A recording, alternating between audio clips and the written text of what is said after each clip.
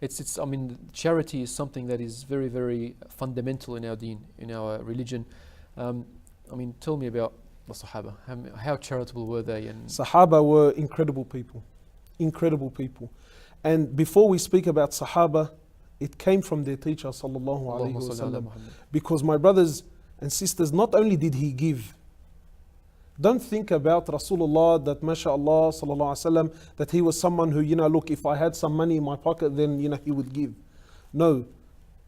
He gave in a way where it made others. In fact, we know of the story of someone who watched Rasulullah sallallahu alaihi wasallam do an action of charity. He went back to his people and he says, "Oh my people, this man gives in such a way, he has to be a prophet.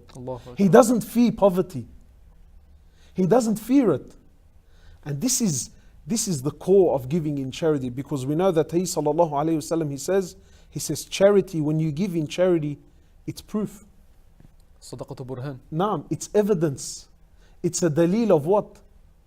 That there's iman in the heart. That there's firm belief in Allah subhanahu wa ta'ala. And His promise, of course. Of course. And His promise. So you find that when you have a teacher like this, who gave a non-Muslim at the time, and a massive flock of sheep that were in between two valleys. Two mountains, and there was a valley, a full valley of sheep. Two mountains and all these sheep. And now today, living in city or in suburban areas, you think of sheep. What am I going to do with a sheep? For these people in that time, livestock was everything. That's right.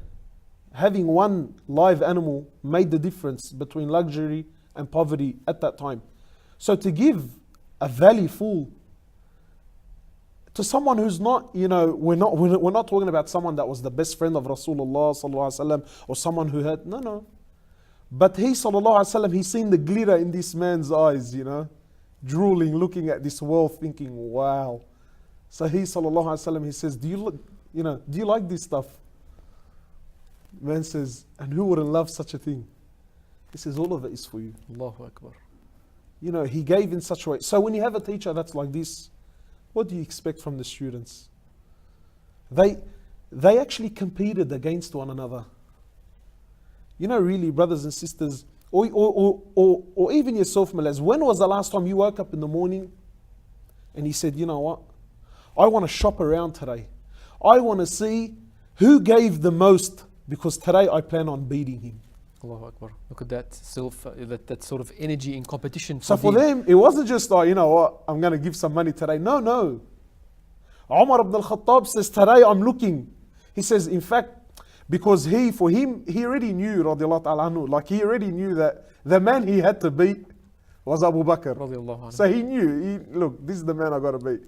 So he imagined waking up in the morning thinking, today's the day. I finally get to be number one. Subhanallah. So this was Sahaba. This was the atmosphere. So he comes to the Prophet of Allah and he says to him, "O Prophet of Allah, today I've come to you with money." He says to him, Umar ibn al-Khattab, "What is it that you've brought?" And I always try to imagine being there. I think, being there, being a part of that environment. He says, "O Prophet of Allah, I come to you today with half my wealth." Allahu Akbar. 50%. 50%. And he's saying of my wealth, not what's in my pocket. Sometimes when you ask for money, you're in the masjid and they're asking for money, you tend to pull out the wallet. And I don't know about yourself, but with me, I usually have, I have them in order, from the biggest note to the smallest note. So you flick to the side the big ones, or the ones that you don't want to give, and then you suss out what's left of the small ones, and then you pick it out and you give. No. He didn't split in half what was in his pocket or his wallet. He gave half his wealth. Allahu Akbar. Everything he owned. He says, "O Prophet of Allah, I come to you today with half my wealth." So he asks an amazing question. He says, "Umar, if you're giving me half, what have you left for your family?" He says, "O Prophet of Allah, I've left the other half." Allahu Akbar. And then imagine from this, who walks into the gathering? Abu Bakr radiallahu anhu. Number one. Number one position walks in. And then he, sallallahu alaihi wasallam, he asks Abu Bakr, he says, Abu Bakr, what have you brought forward today? He says, today, O Prophet of Allah, I come to you with all my wealth. All my wealth. All, zeroed. In fact, some of the scholars write, it was to the point where, and I'm sure that they're just trying to display an image of how much. Some say he even pulled the nails that were holding his door. Allahu Akbar. Yani everything. Zeroed.